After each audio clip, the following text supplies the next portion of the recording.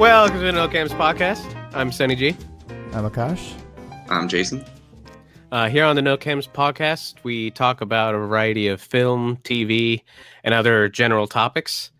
Today's episode will be about The Last Jedi. So I'll be leading the episode.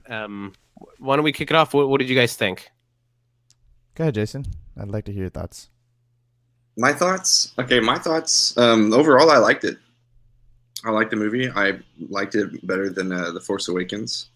There were a lot of what the fuck moments in the movie. There were more lows in this movie than The Force Awakens, but a lot more highs than in The Force Awakens. And I think overall the highest highs were greater than the lowest lows of the movie, if that makes sense. Mm-hmm. But it was a great theater experience. I really enjoyed watching it in the theater. There were a lot of great callback moments. I think overall it did a good job of expanding the lore of Star Wars, even though maybe the execution wasn't always there. I think they did a good job of exploring new parts of the Star Wars universe. I think overall it was good. I mean, I think the settings and everything were good. The locations were great. But there were so many storylines that I just didn't understand, and there were some character interactions that I just really didn't like. But overall, I liked it, I think. Yeah, I come from a point where I think I either thought this movie was so and I liked it, so I'm in between that two areas right there. But as I mentioned, I guess on a previous podcast, I think this film was very ambitious and didn't deliver on a lot of its setups, which was ultimately disappointing. But the things I did like is that it felt like a completely different Star Wars movie, which was an interesting exploration. But besides that, I felt that it could seriously use another, an editing. It should be re-edited, I think, because I think there's a lot of parts that drag in this movie.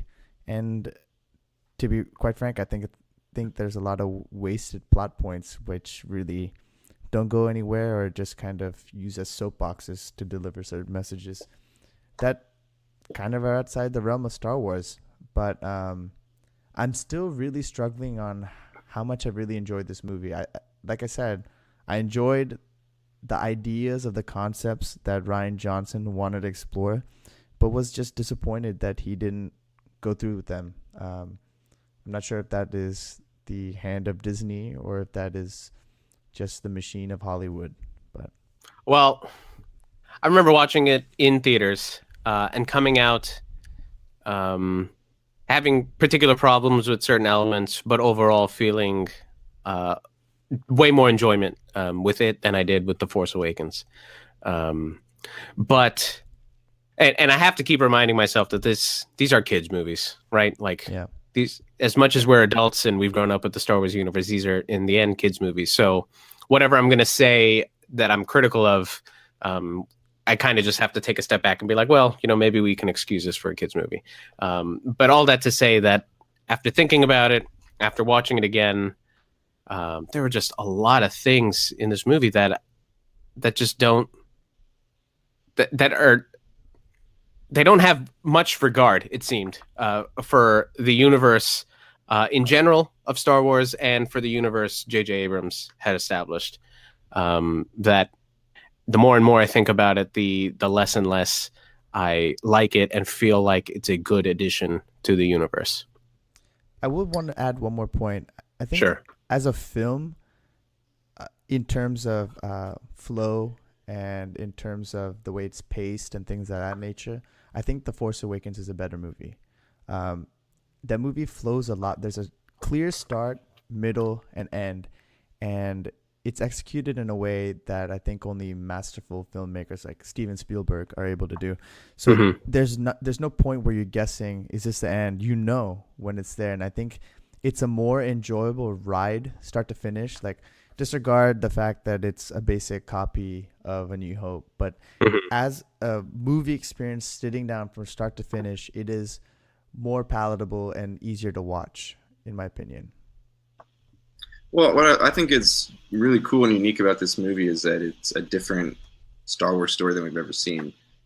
And it's really contained if you think about it. It's not a lot that happens in this movie. It's basically a giant starship chasing the last ship of the rebellion, and that's kind of the whole movie. And it's really the last stand, the last getaway of the rebellion, and that's it. So I kind of like that. That's a different way of telling a Star Wars story and sending people off. I like it from that aspect, which is why I think it's better than The Force Awakens, is that it was unexpected and different and kind of a breath of fresh air for what it looked like this trilogy was, the direction this trilogy is going into.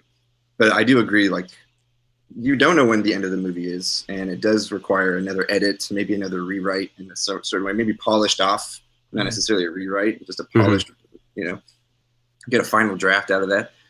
But, the one thing I was looking at or thinking about when I was watching this movie and the time since I've seen it, is it is the second movie, and it is kind of, he basically disregarded a whole lot of stuff that J.J. Abrams set up.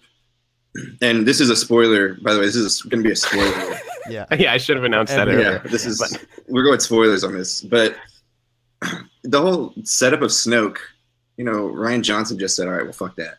We're not going that direction anymore." And just some of the precedents that seem to be established in the first movie.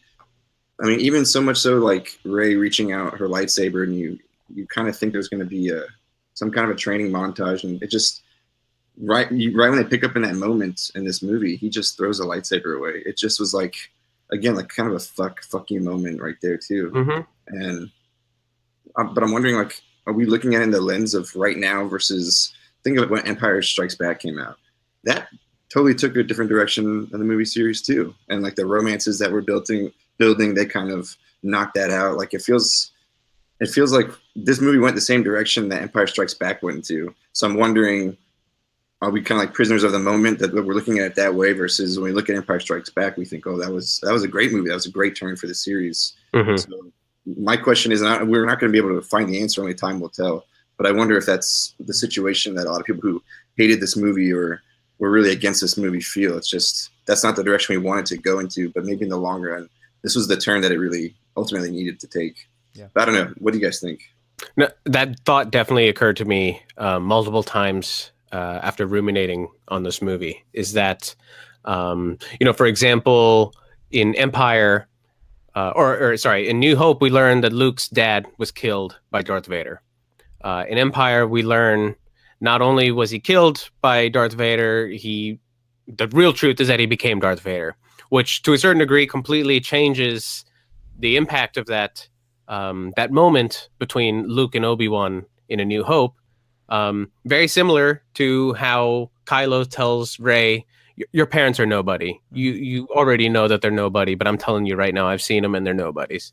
So to one degree, yeah, we get exactly those kinds of moments where in the original trilogy, some things were completely upended and people probably didn't criticize them then. So maybe we shouldn't be criticizing them now.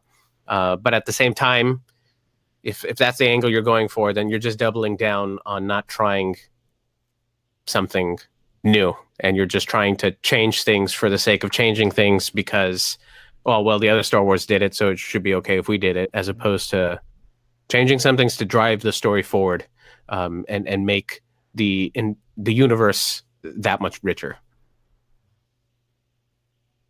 Yeah, no, I agree with that, and I like what you said, making it different for the sake of being different. Because there are things that, like, again, the whole thing with Rey's parents being nobodies. I mean, yeah, that's taking a different turn, but you kind of set up the whole first movie as in she's like this destined person. And I mean, I think some of the argument can be made that we can make throughout the review is that the whole point of this movie was kind of getting into the gray side of the Force, was the push and pull of the light and the dark, and kind of finding the balance in between, and how anybody, I mean, they kind of show in the end of the movie, the little boy sweeping who has, Force abilities. They kind of show that, the movie The Last Jedi, she's not really the Last Jedi, or maybe the Last Jedi in the sense of like purely being the light, and they explore both sides. And well, that's where it falls short, in my opinion. Like, they explore the idea of a gray area with the Force, but then they pivot away from that and they make it a thing about light versus dark. You know what I mean? I think there was an opportunity to not rinse and repeat as the series has been doing through, what is it now, 8 movies. And instead of taking that chance, they just decided to go those. I mean, I don't want to be too critical, but like they went the safe route and then just made it the same exact, conflict again, light versus dark. And they brought in a great concept of having a middle ground, a gray area where you harness the light and dark to bring peace to the force and to the galaxy. So, yeah, Akash, I completely agree. They flirted with this idea of there being some middle ground, completely unexplored by either previous trilogy, of there is more to the Force than just light or dark. And even Luke, at one point when he's training Rey, just says, like, do you feel this?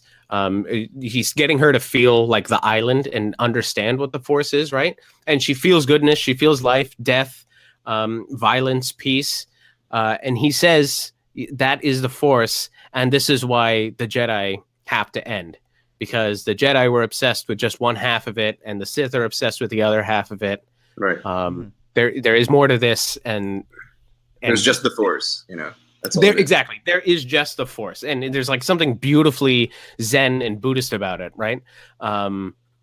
Yet, what comes of it, right? We get nothing out of it. In the end, Kylo, for God knows why, I still have yet to be able to come with a legitimate rationalization for this. Not only kills the guy who we were supposed to be fearing, who was set up as this ultimate villain, but then has, for whatever reason, some motivation to rule the galaxy, which generally has always kind of confused me, right? Like, why would Vader want to kill the Emperor? Why would Anakin want to also kill the Emperor and have Obi-Wan join him and Padme join him? So, I mean, again, in one way you can say, oh, well, those other movies did it. But in the other sense, you can also say, well, if the other movies did it, doesn't mean you have to double down and do it yourself, right? Well, I mean, it's just disregarding everything that happened in the first movie. You think that Kylo Ren is going to have that, that gray Force, that gray side moment where he's going to be a little bit of both and he's going to be on the fence. And we get that for 2 minutes maybe in this movie when she kind of during that whole fight scene, which by the way was an awesome fight sequence. Yeah, amazing. Phenomenal. Yeah. Incredible fight sequence. Yeah. But after that sequence and they're fighting together, I got really excited. I was like, this is really sick. This is really a different Star Wars movie. It's going to be the bad guy and the good guy kind of teaming up. And you think they're on the same side, and then it just immediately goes away, and you don't get any time to really relish or really sit and think on whether or not Kylo Ren is going to be good or bad.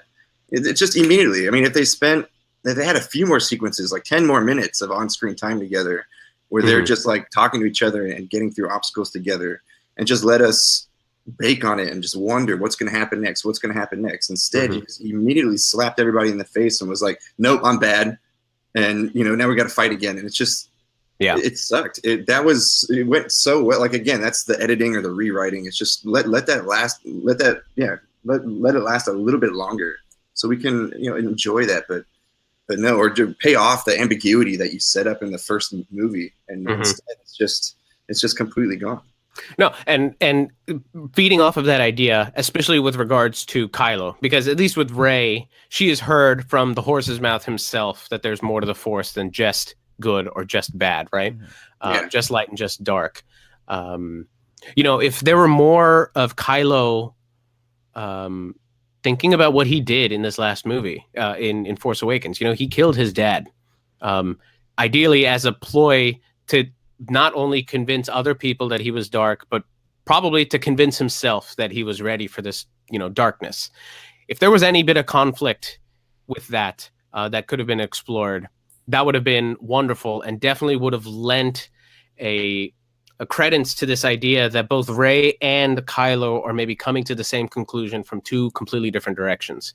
Rey from Luke learning it from him, and Kylo from having made shitty choices that are obviously tearing him apart in ways that he couldn't have imagined when he thought simplistically in terms of light or dark. Or feeling betrayed by Luke. Luke could have been the pivot point because he was he woke up with Luke standing right over him. Looking like he was going to kill him.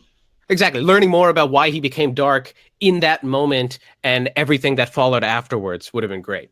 And then possibly pushing off the moment where he tried to kill Leia, right? And then, here's a hypothetical, right? That moment doesn't happen in the beginning of the movie. It happens later. He still fails to do it because he's obviously very conflicted on the inside. And yet his partners kill Leia. And now he's not only wondering, what the fuck did I do killing Han? But now I'm in charge, or I'm a leader in this movement that killed my mom, even when I didn't want to, right? Like there's so much more character exploration that could have been done with those moments, just if it was written differently and if it really felt brave enough to embrace this ambiguity, right? This weird middle ground. Yeah, and I'm not sure if it's trying to like explore if Kylo is doomed to repeat the same mistakes of his grandfather, but if it was trying to explore those ideas, I don't know if it was like properly communicated at all during the movie, because a lot of his intentions and his motivations are not fully fleshed. It seems like a lot of where his grievances comes from a bad interaction with Luke, and that seems to pivot him completely to the dark side. Yeah. Not to mention this amorphous, unexplored corruption by Snoke remotely, right? Right. Like Snoke was hacking some remote server or something like that. Like somehow corrupting him in a way that we can't appreciate. We have no hint of, and we're just supposed to kind of go along with it and just say like, okay, yeah, he's trying to be darker. Maybe he doesn't know it, but we're buying into the narrative without being sold the narrative. Exactly. Yeah. He just had the potential to be such a great villain. Like maybe like a better like quality villain, all around villain than Darth Vader, even though we've seen more of Darth Vader. And it just kind of shat on. When you say better, I mean, are you implying more complex? Like more complex villain, right? Like True. More complex. I mean, you'll never beat Vader as far as like being iconic. Like that was never going to happen. But yeah, just I loved how he was, battling with the light and the dark. I mean, they kind of set that precedent with Luke. Towards the end of the trilogy, he kind of felt both light and dark. He attacked the Emperor at the end of the series. And I love that concept. I love the concept of not being like light and dark, but like you said, Sonny, they just dived right into, well, that's what it's going to be anyways. It's going to be light versus dark. No, and then speaking of Vader and motivations, Star Wars has never been known for its dialogue in terms of being like really super captivating. It's always just been a way of moving the plot forward and just kind of expressing what people are feeling. But one thing that really grated me is listening to Snoke and Kylo talk about Vader, because they're both talking about him as if he was some godlike figure with some very clear-cut goals and motivations that are either like super well known across the galaxy or super well known at least among their dark circles. But if you asked me what Vader's purpose was, it would be doing whatever the Emperor told him to do and being the baddie that could walk around and not look ugly. So when you hear Snoke saying like, "Oh, you'll never be Vader," right? Like what the fuck does that mean? Like, what am I supposed to take away from that message? Like, I almost get the impression that Snoke and Kylo don't know anything about Vader except for that they read about him in a book somewhere about the history of the Empire. And Snoke is using that as a method to manipulate Kylo. Exactly, right? Like even that would have been a much better storyline and a much better motivation than the complete lack of clear motivation that we have right now. Right. Well, I hate that we just don't know anything about Snoke, and I've seen a lot of reviews of people like defending it, saying, "Well, we didn't really know much about the Emperor." Again, right? But we kind of did, though. We kind of did. We at least we understood like his ascension and his corruption of Vader. So, regardless of how terrible the prequels might have been, they established that story. They told us where we were by the end of it. So now you've introduced this new baddie, this new really bad guy. Yeah. And they show him in the first movie this very ominous, like almost like they do with the Emperor, but they show him this very ominous way, this large hologram. he's telling the main bad guy, the new Vader, what to do. He's ordering everybody around. Obviously, like Snoke is the one that enticed Obi-Wan or enticed Ben, right, to become Kylo Ren. So he's obviously playing a major role in this. But we've seen what's happened before. We saw the destruction of the dark side. So we need to know where this guy came from. Yeah. And why he pulled. Why does he care? Like, why does the dark side still exist? How does he have this power? Right. Like anything. Yeah. And he just got killed. And so, well, now we'll never know. And we do kind of need to know. I mean, the Force awoke, right? The Force awakened. Yeah. So how the fuck did it awaken? We need to know that. Yeah. No, and again, to reiterate, just because they did it in the original trilogy is not an excuse to just take the same lazy writing, shortcuts, right? Yeah. George Lucas is not. I'm sure he's been chastised for some of those weaker elements of the story, and it's not like he's saying, "Oh well, I'll just make a movie and do it again because you didn't have a problem the first time," right? It's not an excuse, right? You can't have the 8th chapter of this huge series and just suddenly introduce a character, give us nothing about it, make him a big deal, and then just kill him off and expect it to be okay or expect it to go over well with the fans. Because you know that they are kids' movies, but you're also making it for fans. You're making it for adults that were kids when they saw the original movies too. Right. And they're obviously trying to emulate the feeling of the original series. Right. So give us something. Give me anything. And speaking of it being the 8th chapter, so much of this movie just really felt like it didn't know what it wanted to be. It from the opening crawl, I'm going to read it just real briefly. Yeah. The First Order reigns, having decimated the peaceful Republic. Supreme Leader Snoke now deploys his merciless legions to seize military control of the galaxy. Only Leia's band of resistance fighters stand against the rising tyranny, certain that Jedi Luke Skywalker will return and restore a spark of hope to the fight. But the resistance has been exposed. As the First Order speeds towards the rebel base, the brave heroes mount a desperate escape. What part of this opening crawl addresses anything that happened in The Force Awakens and could not have been equally placed as the opening crawl of The Force Awakens? Right, exactly. Right? Yeah. You could have summed up the last 30 years as saying somehow the First Order arose, which that's as much as information as we got anyways from Force Awakens. You could say that Organa is in charge of the resistance, again, as much as information as we got before. And now they're running away, which they obviously always seem to be doing, right? From the opening crawl, it immediately occurred to me, like, this movie, despite my own feelings towards Force Awakens, this movie has the potential to be at least the beginning of the trilogy. Yeah. And then only once we get to the last half an hour of the movie do we realize, oh shit, this movie also has the potential to be the complete ending of the trilogy. Mm-hmm. Yeah. And it's not like not knowing which you are between the first or the last makes it a good middle, because it doesn't, right? Now you're just a movie that's confused about what relationship it has to the rest of the universe. And it just so happens to sit in the middle. Dude, I think what you said was so right, though. I think you could have taken the third act of this movie and just made it the third movie. And that's it. Like have it, Luke dies at the end, Leia survives. I mean, I don't know. It's really sad that Leia is the only character from the old trilogy that survives, and it's the only actor that has died. But yeah, you could have taken that whole third act and don't give us closure. I mean, that would be really cool. That'd be really nice if they don't give us closure like the first and second trilogy did. End it. We could have ended it by, okay, the last rebellion still exists. There's a handful of people that are still surviving. The First Order is still chasing after him and taking over, but there's Force-sensitive children and people out there. There's still a pulse of the rebellion, and it's all over again. And if George Lucas loves that circular storytelling, well, now we know where we are. Right. We know where we are now. We're at first. We're at A New Hope again. We're at first. The Force Awakens again. We're at the beginning again, and just let it go. Just remind us that, okay, we're telling this as what is it? The ring theory? Just remind us that he's doing that. just send us off, And that would be a really nice ending. But so I have no idea what J.J. Abrams is going to do for Episode 9. Like, he is, like, Rian Johnson put him in a really tough spot. Or whoever wrote this put him in a really, really tough spot.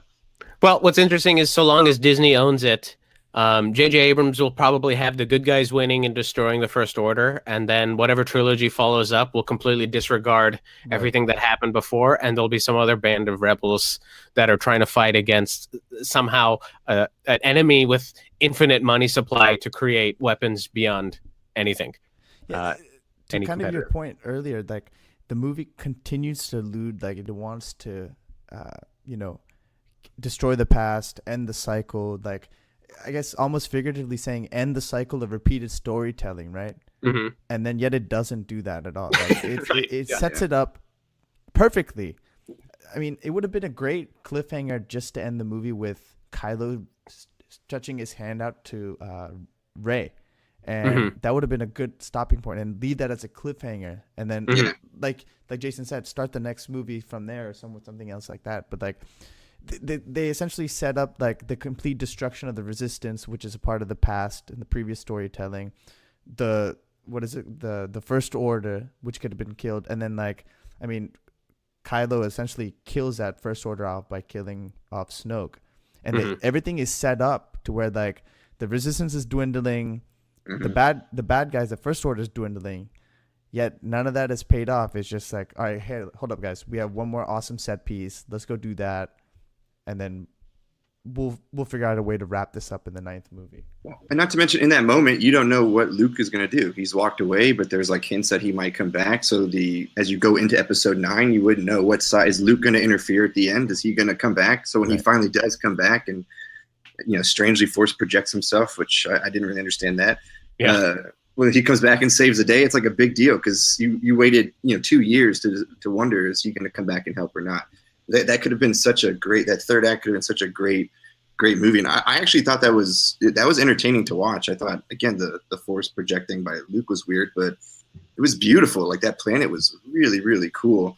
And those little crystal wolves or whatever were kind of strange, but I liked it. They were, kind of out there and cool. They're funky, but that was a beautiful, beautiful landscape. I wish we had a lot more time with that. I wish we saw them getting there and developing a strategy, and then again Luke coming in the end and surprising everybody. Oh shit, he's here!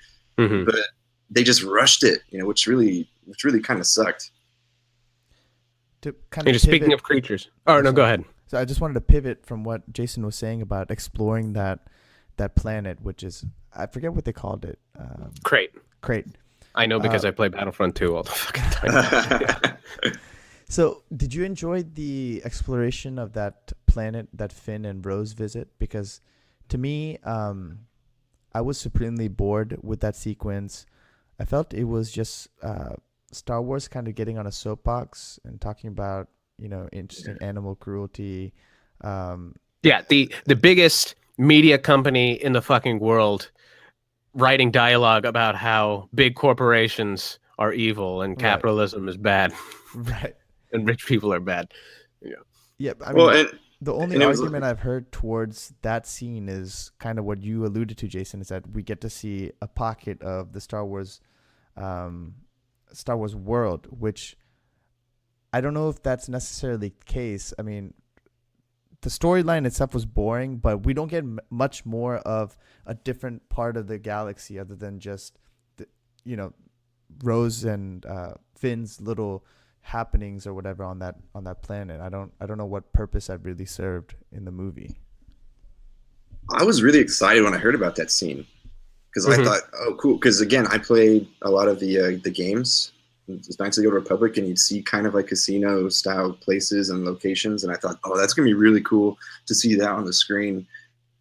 But then they showed it, and it reminded me of Fantastic Beasts when they go to like the nightclub, like the 1920s club, the Magic. Do you guys ever see that movie? They go to like the 1920s like underground bar, and it's just weird, wacky aliens in suits, just this old style looking casino, and it just looked very like constructed and produced, and it could have been, they could have really gotten more like Star Wars feel to it.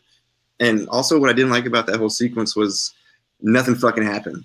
Right. Nothing happened. Right. So nothing happened except they saved like a handful of those weird, cool looking animals. Those like weird lamb looking giraffes, those lamb giraffes. And that was it. So I have a list of a category of things that annoyed me, which were general failures by all major characters to do whatever it is that they set out to do. So some of the smaller ones are Poe getting other fighters killed because he was just being cocky. That we can excuse because it's part of his character development. Although, I mean, it doesn't round itself out, but that's a different topic. Sonny, before you move on, I just want to add to sure. that. I mean, Poe repeatedly fucks up and is rewarded for all of his actions at the end. I mean, he's essentially made the leader of the resistance after constantly messing up, undermining his subverting superiors the whole time. So I don't understand how. This is a Disney movie. I don't know what this is teaching kids. Right. Yeah. That even if you fuck up completely, don't worry, it'll all work itself out in the end. Right. Right. Let's see. Finn and Rose failing to stop the tracking, the light speed tracking. Poe failing to stop Holdo from loading the transports. Yep. Because even after they overturn his mutiny or his coup, they still get loaded, and only then does he learn that he was pretty much dooming everyone to be murdered if they had all stayed on the ship. But some of the bigger failures that, in particular, they don't fit the character or the character's backstory. One, Luke trying to murder Kylo, which, I'll just leave a pause and then we'll come back to that in a second. Rey thinking she could turn Kylo, despite openly admitting that she has no idea like what the Force is or really anything about it. Yep. And Rose stopping Finn from stopping the cannon, which, unbeknownst to them, had no consequence. Which, like, why the fuck have that as a plot device if it has no consequence? But would have condemned the entire resistance to doom, leaving both her and him there to make out in front of the enemy. Which, if you really think about it, he had to drag her fat ass all the way back to the base. Across an entire battlefield.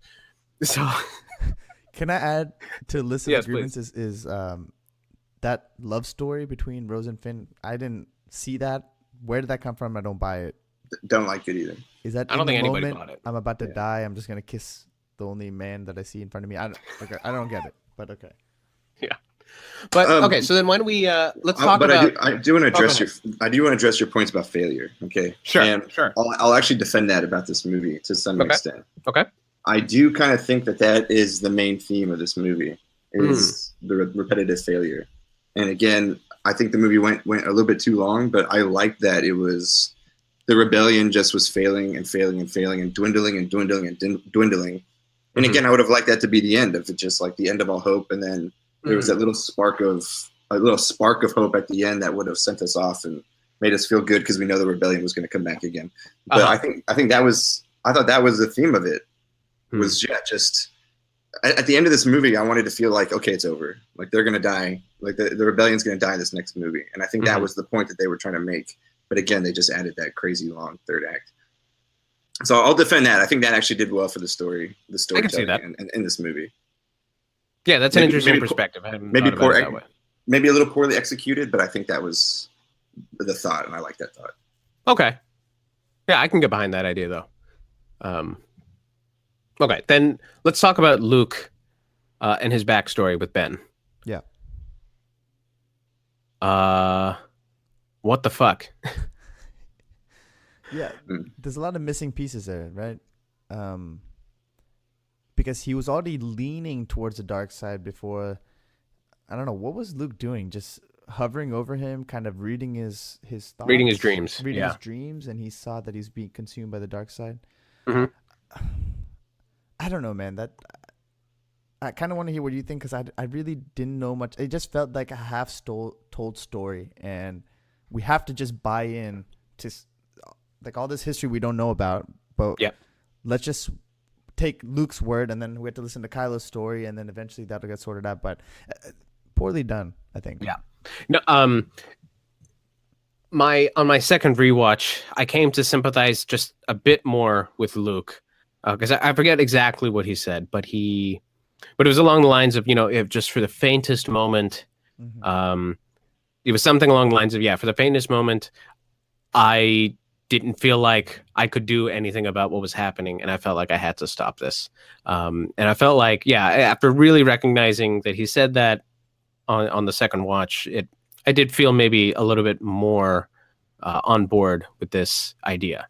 But I mean, I'm fairly certain they tell you in film school that narration and flashbacks are forms of lazy storytelling that have to be done really, really well in order to make a story better, as opposed to just short-circuiting, having written a good story that incorporates those elements better into a movie.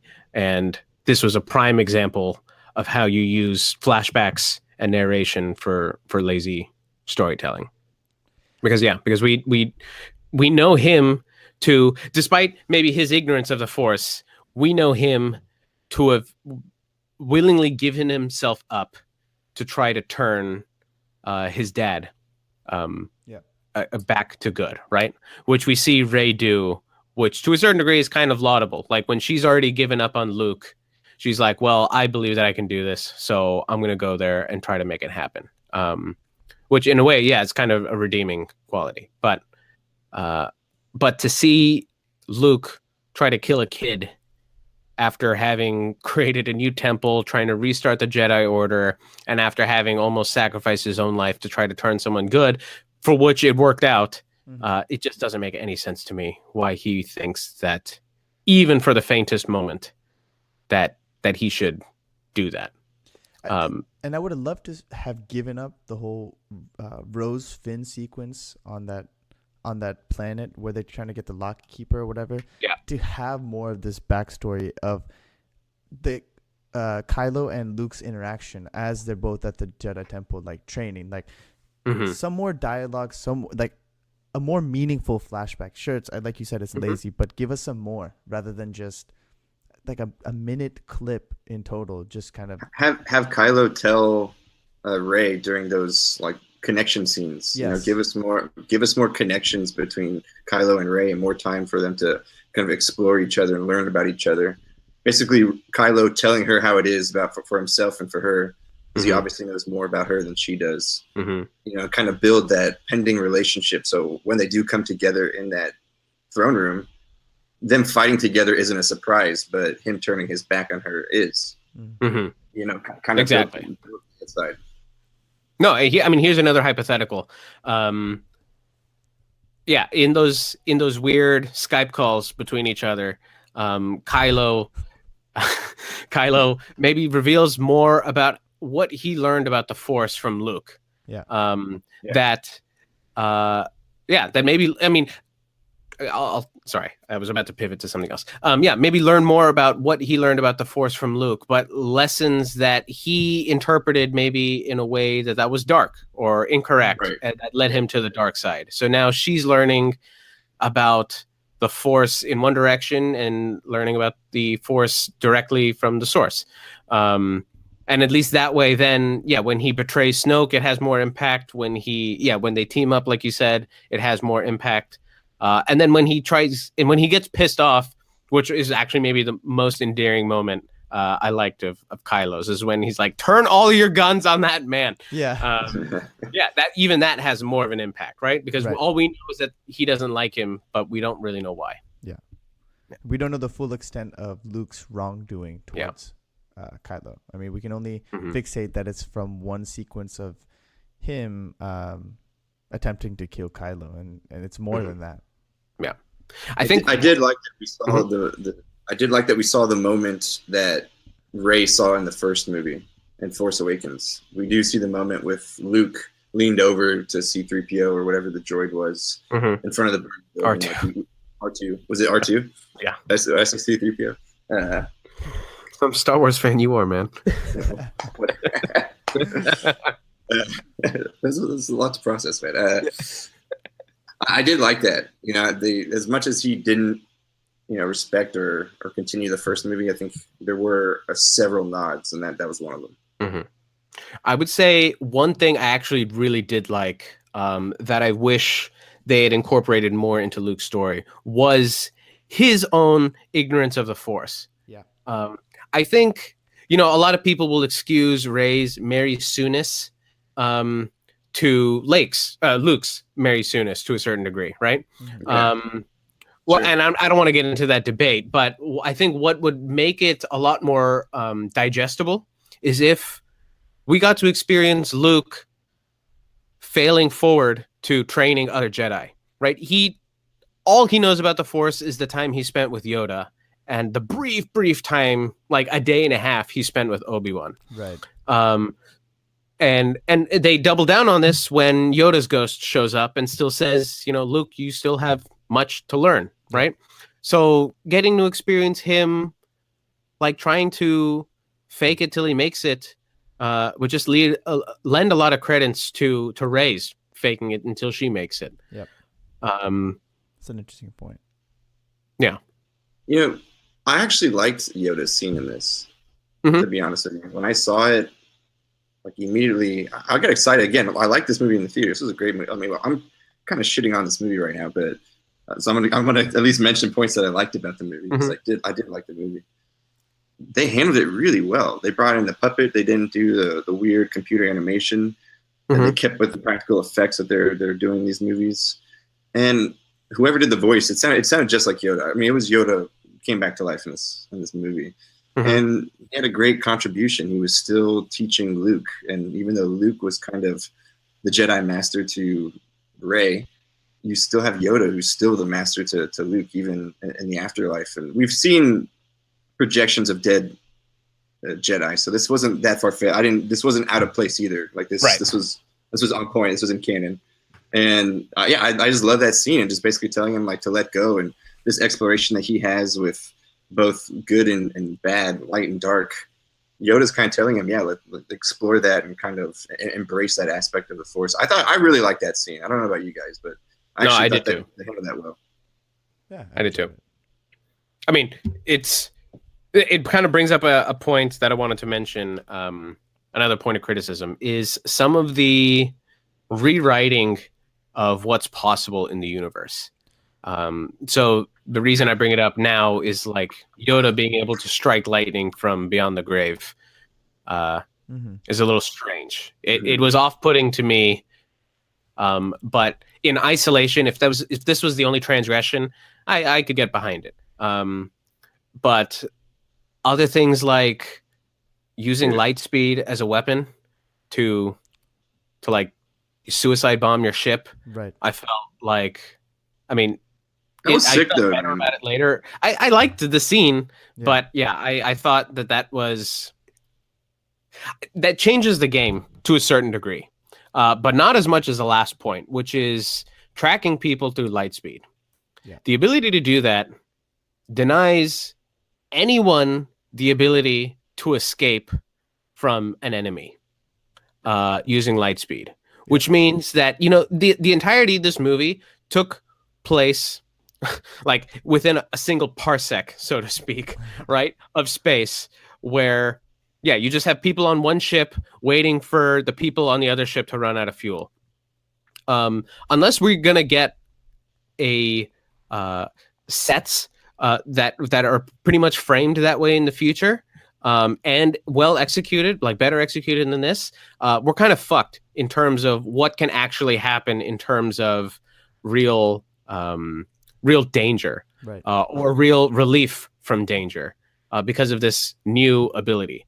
So I really didn't like it. I thought it was at first I thought it was lazy, but on second thought, I just think it was like just rash. It's convenient for their storytelling. That's all it's convenient. Exactly. It was convenient, but it's also something that wasn't really well thought out, because I think if anybody really tries to understand what that means to the future of not just what can be written, but the future of like what it even means to be in space, battling it out.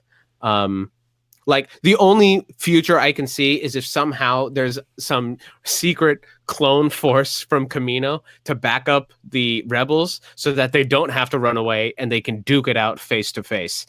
Like barring some existential event like that, this trope of the rebels always being on the run it's officially played out, right? Like it cannot happen, right? Despite the fact that like we're already kind of exhausted of that plot element, like literally technologically now it is not possible. So something has to give, and I feel like from that perspective, it was a bad idea to incorporate that. Maybe episode 9 will be like an old school standoff. You know, it'll be like an old war movie where they're just like they're on a battleground and they're on, you know, each side of the battleground. Yeah, that'd be kind of cool, but you know, who really knows? Dude, one thing I rolled my eyes at like hardcore in the movie theater that I had like a 10-15 minute, like I couldn't really get over it. Yeah. Was Princess Leia just floating through space.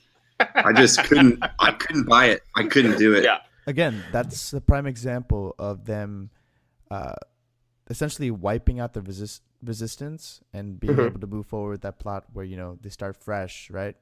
Yet she just flies right back into the ship with no brain damage, nothing, like, due to lack of oxygen, obviously. But yeah, wasted opportunity. I can't fault them for not doing something about the flow of the movie, because at the time she passed away, I'm pretty sure they already finished filming. So like it would have been ridiculous to try to rewrite her role in the movie. Yeah, but I completely agree. If they wanted to show that Leia has become more in tune with the Force, then why not do something like a Force shield around the bridge? Right? Like she senses the missiles coming and she does some kind of like force bridge, and then they play the Leia theme, and then you realize that like, yeah, despite the bridge being completely collapsed, they're all safe, and then she like escorts them through the blast doors, and that's it, right? But flying through fucking space, seriously? Yeah. This isn't Guardians of the fucking Galaxy, right? She's not Star-Lord. It's the same studio now, so I guess we can make the argument now that we've seen it. This is the same universe. So is it? So Thanos will show up in the next movie? Yeah. This is all in the same universe. And it makes you wonder, is Star-Lord not really an alien, but a Jedi? Whoa. So let's think about this. But it was stupid. As fans of the canon, were you guys upset about the fact they killed Luke? Oh, yeah.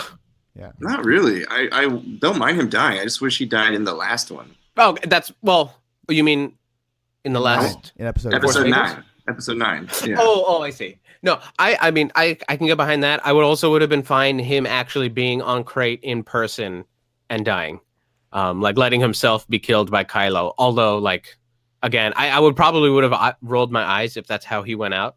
But that didn't stop me from rolling my eyes watching him disappear into the sunset. Yeah, it wouldn't have been satisfying based on the story they told us. In terms of what Luke had done to Kylo based on those 2-minute flashback, that would have been terribly dissatisfying if they put that in there. Yeah, you know, I'm not terribly pissed about the Force projection thing. I just don't understand the idea of it. I don't mind that being his death. I don't mind his last act was like pressing the Force as hard as he's ever done it to the point where like it literally kills him. And you know, I make the assumption walking out that, you know, he'll still somehow be around. You know, he'll be like Yoda. He'll be like the other greats that are still a presence. So I mean, I don't know. I didn't mind that at all. What I didn't like. Oh, sorry. So I just want to say, on my first watch, that really did bother me. But on my second watch, there was a throwaway line when Kylo first sees Luke, when Snoke connects Rey's and Rey's in Kylo's mind. He's like, there's a throwaway line where he says, "You can't be here. You'd die. You'd kill yourself if you were actually projecting yourself here," essentially. So they kind of set that up in a very small throwaway line in the beginning of the movie. But, oh yeah, he says, there's no way for you to be doing this. It's more power than you could possibly like exert, or something like that. Yeah. And they also he also says earlier, he's like, "What do you think it's going to be like me standing in front of the whole First Order?" You know, he has like a throwaway of like, I don't know what your dream of a Jedi is, but or what you think I'm going to add to this is, I'm not going to face down the whole First Order, which he does. But what I didn't like is the little jokes that just didn't make any sense. Like, I think there was good humor in this movie, and with the Porgs even, which I don't mind. I like the Porgs. I didn't have a problem with the Porgs, but there was some decent humor. But the scene where he just like brushes his shoulder, Luke, is like, oh my god, it's such terrible. Modern in the time, just not a good joke. And right in the beginning of the movie, when Poe is kind of messing with Donald Gleason, what's his character's name? Hux, yeah. General Hux, yeah. He's messing with Hux. Like right when I heard that, I just knew Sonny was not gonna like that movie. I was like, oh shit, because Sonny, you didn't like Poe telling that funny little joke in the first movie when he was like, "Who talks first? Me talk or who Yeah, talks?" I fucking hated that moment. Yeah. And I Just hated this double moment down. too. Yeah, double down. God damn, that pissed me off. That made my blood boil. No, actually, I mean, I was a little pissed off that, but Luke brushing his shoulders off, like I was shaking in the theaters, like with rage. And I was actually trying really hard not to say or act in any way that would have upset the viewing experience for the people around me, because I can understand. Like one time, sorry, this is a little bit of a tangent. I saw Paranormal Activity in theaters, like right when it came out. And this is when they're running the trailers, showing shots of the theater, showing people scared shitless and stuff. Yeah. Like really trying to hype up, like, this is the scariest movie you'll watch in theaters. And I remember watching it and people started laughing, and it immediately ruined the mood of the movie. Like any fear I would have felt in the theater, like would have ruined it. And as a result of that, I try not to do anything like that. So when I tell you that I'm shaking, it's because, like, holy fuck, I want to just be like, what the fuck, and just in the theater, but then not like piss off the little kids or, you know, scare them or something like that. Right. God, that meant it just felt out of place, you know, like they're good humor. And also it's too early. Like The Force Awakens, like that first line, that was kind of, it was too early for a joke, but I kind of let it pass. It's a new character, but it's too early in this movie. Like the intensity that was set up, it was too early for a joke. Let's get into the movie again. Let's get back into Star Wars, set up the scene. Yeah. You know, I don't know. You already got to start with the quips. It's almost like you kind of hide behind the joke just to get people interested in the scene. You know, you get them laughing to get them involved, instead of like creating that kind of natural tension that you need to get your audience involved. So it just sucks. Like that kind of stuff just sucks, because that was an amazing sequence too, by the way. Like that whole flight sequence and that crazy turn that Poe pulls, like it really illustrates again that he's like such a revered, awesome pilot. You know, I think that they did a good job with that. But yeah, you got to set it up by making us laugh. Like that's why we're supposed to care about it. Yeah, I don't know. No, and Marvel is actually pretty guilty of this. In a lot of the Marvel, Disney is guilty of it, but you know they own Lucasfilm and Marvel. I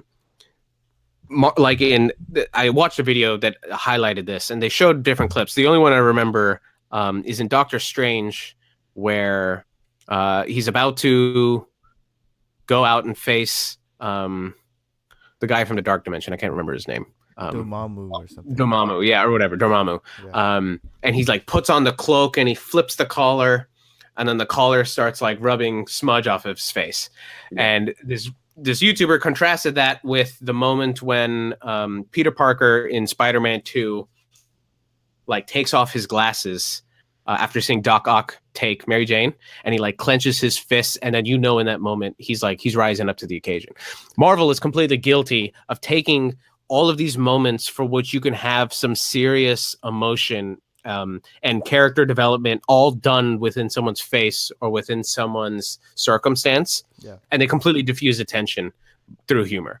And this is less egregious because it just happened in the beginning of the movie, but there's a world in which that scene could have actually been more serious, right? And something that actually developed some real tension, as opposed to just being some plot device to get Poe getting the story moving along. Right. Yeah. Well, and it's not uncommon for us to see the beginning of a Star Wars movie with a space battle. That's not uncommon.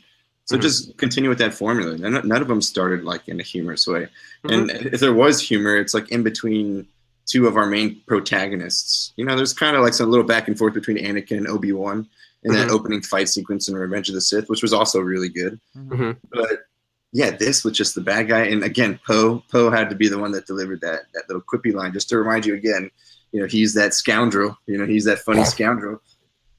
It's too modern of humor. Yeah. It won't age. Speaking of battle scenes, I want to talk about a little bit about some of the action scenes that I really did enjoy. I really enjoyed the scene with Poe when he confronts what's that ship called? The Dreadnought. The Dreadnought. I really enjoyed some of the action scenes of him piloting through that really wrecking shop on all those cannons or whatever. Yeah. Yeah, the turrets. The whole intro battle scene was really great, with them sending the bombers to the Dreadnought and all that, and the Rey Kylo Kylo fight scene in the Snoke's room was probably one of the best lightsaber battle scenes I've seen in all of Star Wars. Agreed. Great, Incredible. well choreographed. I just love the colors and just the room and the setting for that. That was just beautifully done. And then on Crate, I think some of that was just visually like appealing. Just to watch those little, what those like those pod racers? What were those things they're on? They call them sky speeders, I think. Something those little speeders. Yeah, but seeing like the salt kick up behind him, so they had like a red trail of clay behind. Yeah, that was really cool. That beautiful. Was really beautiful. I think most of the battle scenes were done really well within this movie. Oh wait, how did you know it was salt again? I don't know. Oh right, it was because that guy, he tasted and he said salt. Yeah, exactly. And well, that was it. They didn't want you to think is that a it famous was guy? hot, pretty much. The guy next to him was Gareth Edwards, the guy who directed Godzilla and Rogue One. Got it. But yeah. The action was really good in this movie. They captured that really well. You're right. I mean, and again, that's what I mean when I said earlier, the high is really high. I thought the action sequences were fantastic. I mean, with the exception of the Poe running into the cannon and having Finn. What was it? Finn. Yeah, sorry, Finn. And Rose. Rose like coming to save him. I wasn't like too into that again, just because I didn't understand the relationship there. But yeah, all of it was cool, man. Like just the build up to that scene, and they're knocking on the door, and it's that ticking clock kind of scenario where they're gonna blast through the door. I thought it was they built it really well. They did the tension really, really well. I only bring this up because you mentioned it. But what was Finn's intention? I mean, he knows the power of that. What do they call that? They call that the mini Death Star. The mini Death Star or whatever. He knows the power. Like, what was his idea? Just he's gonna kill himself and hopefully that'll stop. Yeah, like, I think he was trying to pull a Randy Quaid from Independence Day, and just drive the ship directly into the cannon so that the cannon itself gets destroyed. Oh. Which, I mean, like, I never really cared for Finn that much, which is probably a little bit unfair. But I definitely would have loved him as a character if he had just gotten away with it. Right. Like, and at that moment, like, if let's say they had decided to do that, they could also work backwards. Well, I was going to say work backwards to TFA. But we're already throwing that out the window. But they could work backwards with developing more of a relationship between him and Rey. Or him and the Resistance. Because the very first thing he does in this movie, the first thing he does is ask Rey where Rey is. Mm-hmm. The second thing he does is try to get the fuck out of there and keep harping on, hey, you guys are the Resistance. You can't stop the First Order. Which is like, dude, you're supposed to be a part of the Resistance. Why are you doing this again? It's like a guy with amnesia who forgets where he was or what happened in the last movie, which it seemed everybody kind of did. So it just irked me that they didn't continue the relationship between Rey and Finn. I mean, it just sucked. Like, again, they built it up. They built up her backstory like it was going to be a big deal. They built up this relationship as this was going to be kind of the new love story, and they just Rey turned their back on. Or Finn and Poe, because there was some. People like to speculate, right? Yeah, there was some speculation behind that, but like, I'm perfectly fine with not having a Finn and Rey love story. You know what I mean? I think. Yeah, and actually, I think I'd be kind of upset in episode 9 if that happened. Because I don't want her story arc to get weighed down by love, like a basic love story. I think there's more for her to explore with her character rather than the affection of some guy that she just met. So I have a couple moments actually I'd like to call out, if that's cool. Yeah. So Kylo and Rey, at one point he already establishes that they can see each other. I think it's during their second conversation. He's like, "I can see you. Can you see me? I can see you. I can't see anything around you. Can you see me?" Which alone is fine, but it's in the next scene that he's shirtless, and Rian Johnson says that he does that because he needs to make sure the audience knows that they can see each other. But that doesn't make any sense because in the Skype call they had right before, it's already established that they can see each other. So I found that to be kind of annoying. I don't understand that at all. Yeah, why is him being shirtless more assurance that they can see each other? Well, because then she'll be uncomfortable and ask him to put a shirt on. Oh, I can see your nips. Put your shirt on. Yeah, quit blasting your nips at me. Yeah. Put a shirt on. I can see those rock hard diamond nips. With that in mind, then him being shirtless is just kind of pointless. It takes you out of the scene. Yeah, exactly. You're just like, why did she just say that? Okay, let me get back into the movie now because I didn't follow that. No, it's the other thing, right? Like, even if they wanted him to be shirtless, maybe he was in the middle of training and he stops or something, like training with bots, and he stops, and then she sees him and they start talking. But then she doesn't need to call out that she can see him shirtless because, like, why? What difference does it make? Right. Like, what? She's never seen a guy's nips before? Yeah. Come on. Well, it's like the movie equivalent of like when you see in a movie somebody calls somebody on the phone and they dial the number and then it's the wrong number and they're like, oh shit, sorry, and then they hang up and they call the next they dial the right number again. It's like, dude, we don't need to see this in a movie. This is very this is a very mundane part. Like this is not. Who cares? Yeah, exactly. Another what was the other thing I wanted to see?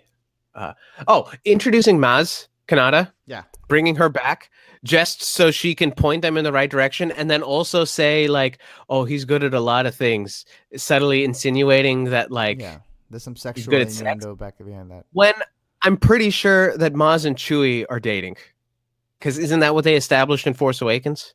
Not that they're dating. She just likes Chewie. Or she just likes the Wookiee. Okay, fine. Yeah, I think that's just like part of her character. She just kind of quirky like that. Okay, cool. Let me see. Why did I even start this conversation? Oh, you mentioned that you liked the Porgs. That is one of the more egregious mechanisms for introducing something to merchandise. The first time I watched it, I just found like, oh, okay, whatever. These Porgs they're selling them pretty hard.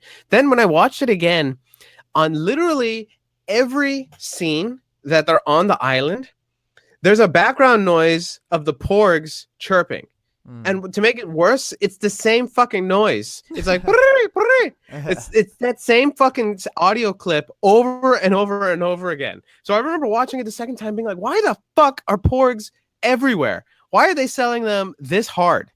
I mean, but I guess the answer is obvious, right? Not to mention that Chewie is extremely wasteful. He killed 2 perfectly good Porgs only to not eat them. It's insult to injury. Right? Yeah.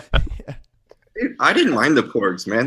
First off, they weren't like a big part of the story. They were in like just a couple scenes. They provided a couple comedic moments, but they were just there. I mean, he's on this island that they are just trying to show as a different island that just has some animals, some like local alien life. And again, just trying to expand like that side of the universe. I didn't mind the Porgs. They didn't do much. They weren't like a plot device in any way, shape, or form. And agreed. It doesn't matter what it is though. Any creature in Star Wars is going to turn into a toy.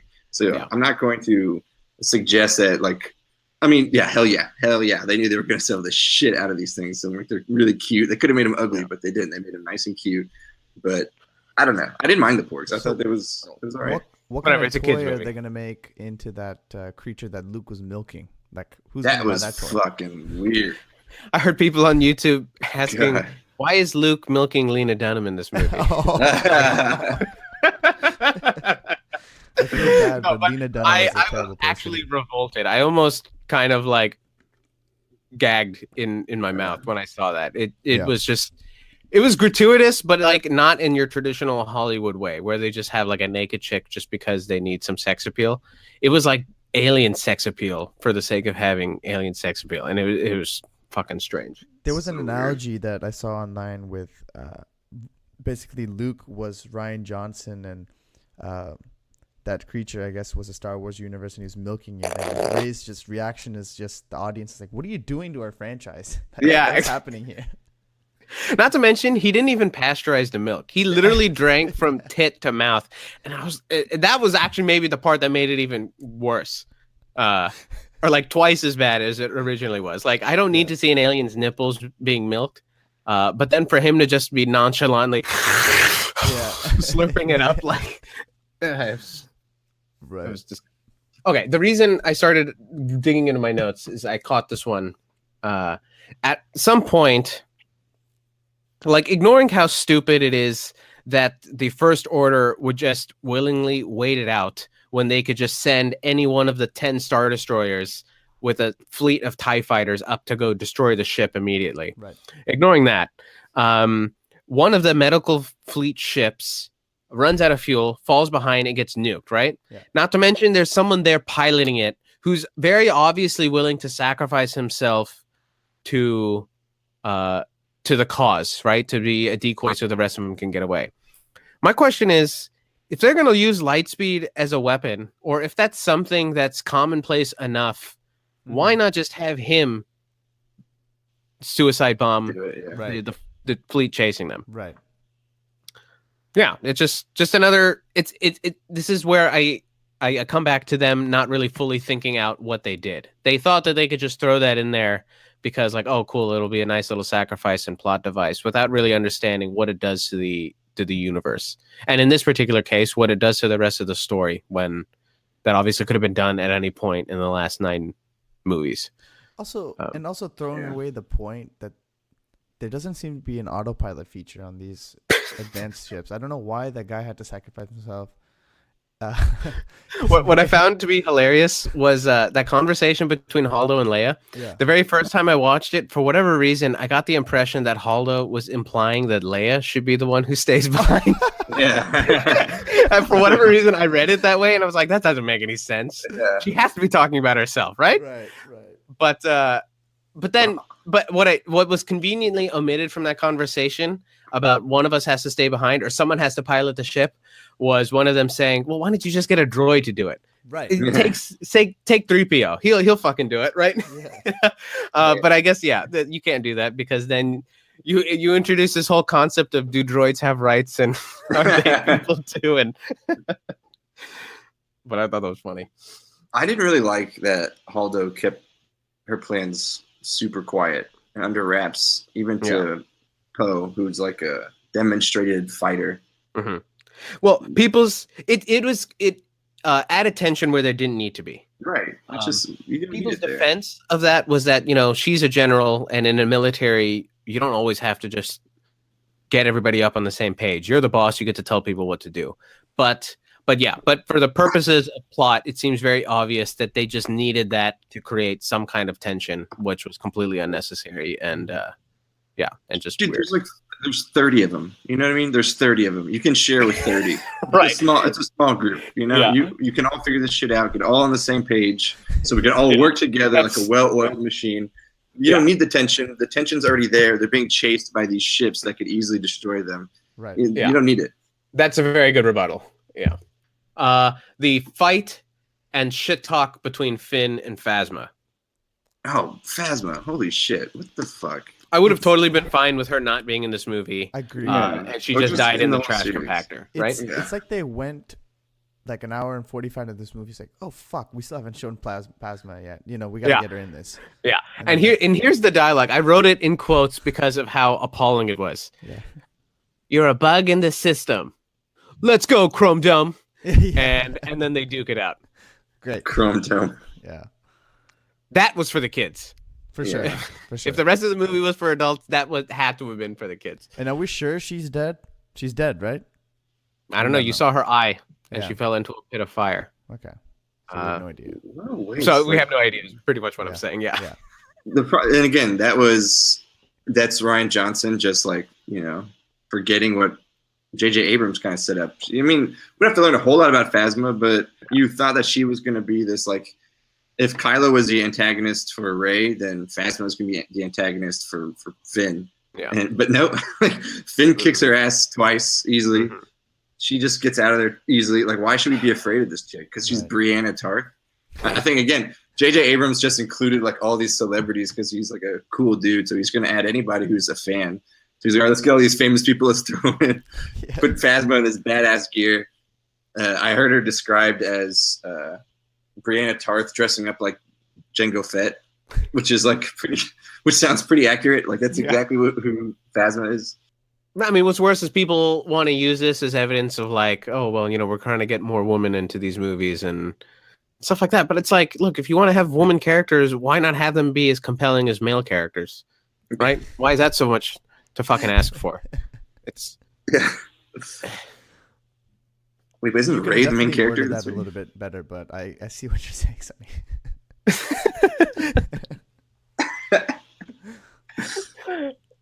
Whatever.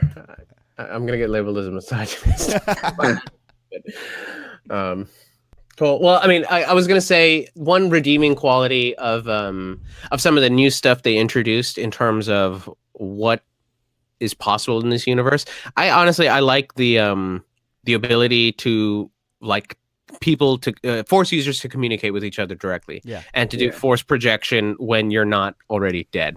I thought both of those elements are interesting, and they seem like natural progressions of kind of what's already been proposed, you know, like the force projection being an evolution of just being a force ghost, being that in tune with the force. And the idea of force communicating with people just being an evolution of like people's like inherent connection, right? We saw many moments between Luke and Leia in the original trilogy, and I think a couple moments. I mean, you see moments between Obi-Wan and Alderaan, between Yoda and the rest of the Jedi during Order 66, between Anakin and Padme when he's crying for some reason at the Jedi Temple, and she's like confused. So I did enjoy that evolution of lore. And I just, I kind of wish some more of the evolution of lore didn't have to be so game changing as some of the other elements. I quite like the sequence of Rey kind of following around Luke, even though there was that weird milking scene. I don't know. I just kind of like the intimacy of those scenes, them just being on this kind of cool, weird looking island together. And I also liked her kind of exploring pieces of the Force on that island. Like I did kind of like the moments between them two, but when she goes down into that well that has the dark Force in there, it was really wrong at all. Like that was the most captivating part of the movie for me. Just her on that island, her, I guess, learning to understand the Force. I felt there was more interesting and more going for those scenes than any other part of the movie. I don't know why, but just everything else felt kind of boring for me, especially with other characters. So some criticisms I have with some of those moments, like I don't know what the meaning of her going into that pit, what it is, right? Like what did seeing her like versions of herself mean? Like as confusing as Luke's venture into the forest and seeing Luke's face in Vader's helmet. Like I remember as a kid not really understanding that, and only later just kind of I think people explaining it to me that like the dark is within you, so you are as much Vader as any other Force user could be because you have darkness within you as well. Like I guess that's what that means. I still have no idea what Rey's moment meant. Do you guys? I think it was exactly that though. I mean, it was just exactly that, or that style. It was that equivalent for this movie of her venturing into the forest, where Luke venturing into the forest, her going down this well. And when she got down there, what she saw was she's like that two-way mirror, or like that mirror. She just saw like images of herself, like all her reflections. Right. Yeah, I don't know. I mean, I guess it's just like self-examination kind of thing. I mean, it's kind of what I took it as. Is she was just. Well, I mean, I get that it's supposed to mean something to her, and it's supposed to. Like I would assume that any other Force user who goes into that pit would see something different. Right. What I don't understand is what that actually means to her. Like, what significance is that to her? Like, that. There's more like her. Like all those kids that were using the Force. She sees herself a bunch of times. She sees a bunch of iterations of herself. Yeah. So she's not really alone. There's more people like her out in the universe, maybe. Or maybe she's maybe. I mean, I think she went down there to look for who her parents were, right? And kind of like where she gets this power from, and it's maybe showing us that it doesn't come from her parents; it comes from within herself. I don't know. Yeah. Maybe. Okay. I was gonna say the other thing that there are two other things I really didn't like about Rey's interactions with Luke. For one, for all the criticism she gets as being a Mary Sue, like when you really look into it, the thing that differentiates an OP character and someone who's a Mary Sue is like explanation of how they got their powers or somehow showing the evolution of their power. or how they earned it. I think what would have done a lot of service in her favor to legitimize Rey as a strong Force user that didn't just, had those powers written to her, would have been lengthening some of the elements where she interacts with Luke. In particular, the scene where she's like sitting on the rock and he's getting her to feel the Force. Like from the moment she cracks the joke about reaching out, and then starts really reaching out, she's instantly connected to the rest of the island. She's instantly feeling everything there is to feel. And within 30 seconds, she goes from thinking that she needs to reach out with her hand to understanding the Force as far as Luke feels like she needs to understand. Moments like that are exactly the kind of moments where you deepen the audience's understanding of someone's power, and someone's innate qualities that define them as an intriguing character. And so rushing through those moments was just really fucking obnoxious. Right. Because it does nothing to address the fact that she has all these powers and doesn't know where they come from. At the very least, we can show her earning her own ability to understand her powers. That way, when she uses them, we can see, okay, well, she's more in touch with herself. That's why she gets it, or she's able to do these things. But we don't get any of that, and that was kind of upsetting. And then the other thing I didn't like is how she's talking to Luke. When she's talking to Luke about possibly turning Ben back, she talks about Luke's relationship with Vader almost as if she had watched episode 6 and was explaining like, no, but I saw you in that one movie. You turned Vader back to the light side of the Force. I think I can do that with Ben. And I'm like, in my head, I'm like, how do you know all these things? Right. Like, she must have been briefed before she left. Full story. Yes, right? R2-D2 gave her the full story on the way there. Played it in a hologram, like the highlight reel. She downloaded the screenplay on her Kindle. Just read it. And read it on the way there. Yeah, just read it. Read it along the way. Yeah, that's a very valid criticism. I mean, there's a lot to criticize about this movie, but overall, I think it was still fun to watch. It was still interesting. It's still a movie that I'm going to watch again, and it made me ask a lot of questions that maybe this shouldn't have made me want to ask, but I don't know.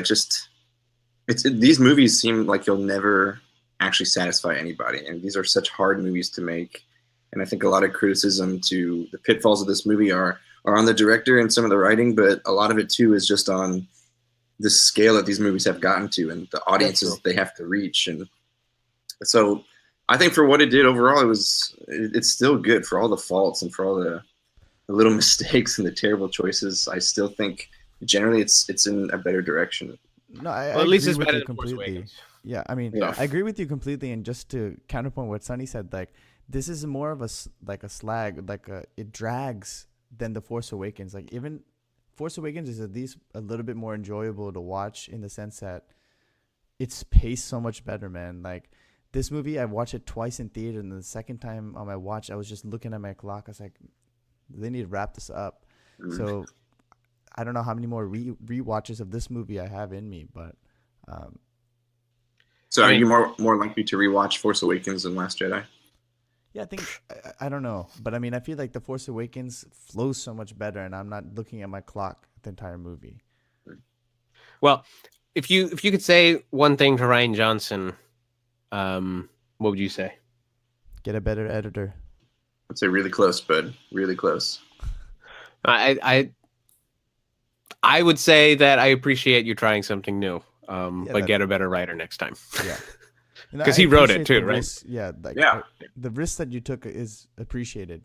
Now, either follow through next time or get a better editor, dude. Yeah. And it was unexpected. Yeah. You know? Mm-hmm. Yeah. You didn't know what was going to happen at the end. And it wasn't a mirror image of another movie. You know, it wasn't The Force Awakens. Which is and I like I like The Force Awakens, but he changed it up. You know, he changed the formula, which is cool. Yeah. Yeah. Yeah.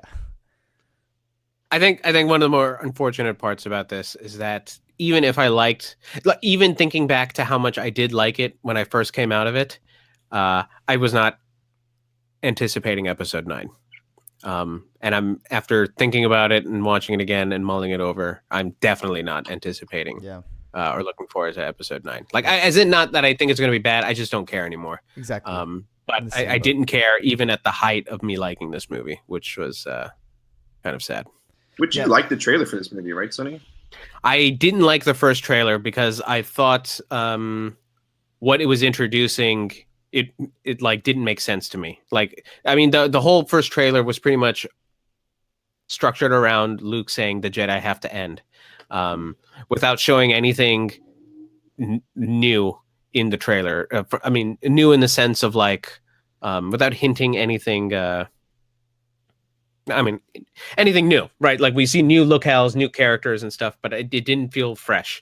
The second trailer did get me really excited. Yeah, that changed my opinion completely about what I was thinking about this movie. Sonny, with regard to your comment about anticipating episode 9, like, I'm in the same boat. Like, after watching this movie and The Force Awakens, I realized I'm just a casual fan of Star Wars. Like, I'm essentially here for the lightsaber fights, and, you know, whatever they put on screen, I'll watch it, but I'm not that invested into this story as much as I thought I was.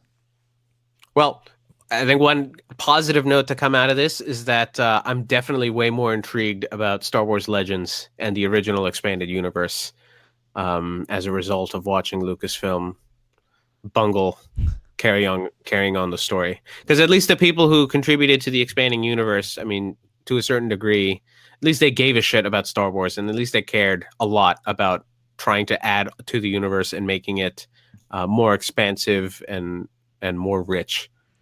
Although from some of the other storylines I've seen, it's not like they did a great job, right? They're not Oscar-winning writers and shit, or Pulitzer Prize-winning writers. But at the very least, the ideas are a little wackier. They're a little more out there, and they're probably a little more true to the spirit of what made Star Wars like fresh and exciting and great in the first place, because it was something unlike what other people had seen. It makes me wonder, and I want to ask you guys. Let's say Phantom Menace was never made. The prequels never made. We're not talking about Last Jedi and Force Awakens. Do you think you would look back as fondly at Star Wars? Do you think you'd give a shit as much about Star Wars? Do you think you'd think about it? No. Yeah. Those would just be movies. Those would just be movies from like the 70s and 80s. They're kind of cool, but a big deal. I think I would like them a lot for a couple of reasons. One, because I just really like film in general. And I think also I would have liked them a lot for the same reason they got me liking Star Wars in the first place, which is that a lot of my friends really like them. But I'm pretty sure even for all of them, they only liked it because their parents really like Star Wars. And then I'm talking about the days before the prequels had come out. At that point, I hadn't really liked them, but I kind of just appreciated them. Oh, okay, this is what other people like. But the prequels are what got me introduced and got me sold on the universe, and then helped me make the original trilogy like personal to me. But yeah, you're totally right. Like, had they not come out, I wouldn't have had the same relationship with Star Wars at all. Yeah, it would have been similar to like the Indiana Jones franchise to me. Like, if these prequels hadn't come out. Well, so, you see, now that you say that, I almost kind of feel like I should change my answer, because I guess I mean, in the end, I really don't know, but I really fucking do like the original Indiana Jones movies. Yeah, like a lot. Yeah, they're so much fun to watch. Great movies. Yeah. So maybe I would have liked the original Star Wars. I mean, for the same reason that I like the original Indiana Jones movies. Exactly. Yeah. So yeah, I guess I really don't know then.